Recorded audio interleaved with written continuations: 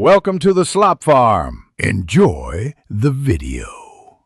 In this video, I will explain how to stash in Git. Git stash is a powerful command that temporarily saves your uncommitted changes, allowing you to switch branches or perform other tasks without committing incomplete work. Imagine you are halfway through a feature, but a critical bug fix comes up.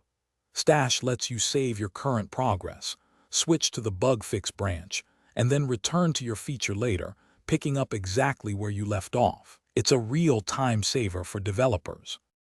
To stash your changes, simply type git stash in your terminal. This command saves all modified tracked files and any changes you have staged for commit. If you also want to include untracked files in your stash, you can use git stash u. For more comprehensive stash that includes even ignored files, use git stash a. This flexibility ensures you can save exactly what you need before switching contexts, keeping your working directory clean and ready for new tasks. Once you are ready to retrieve your stash changes, you have two main options. Git stash apply will reapply the most recent stash to your working directory, but it keeps the stash in your list, allowing you to apply it again if needed.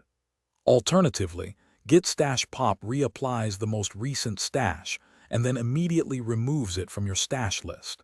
If you have multiple stashes, you can specify which one to apply or pop by using its index, like git stash apply stash at 1. Managing your stashes is straightforward.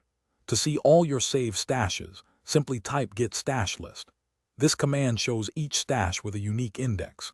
If you want to inspect the contents of a specific stash without applying it, use git stash show followed by its index. To remove a stash you no longer need, use git stash drop with the stash's index. Finally, if you wish to clear all your stashes at once, git stash clear will empty your entire stash list, giving you a fresh start. Thanks for watching. Consider subscribing if we helped you today.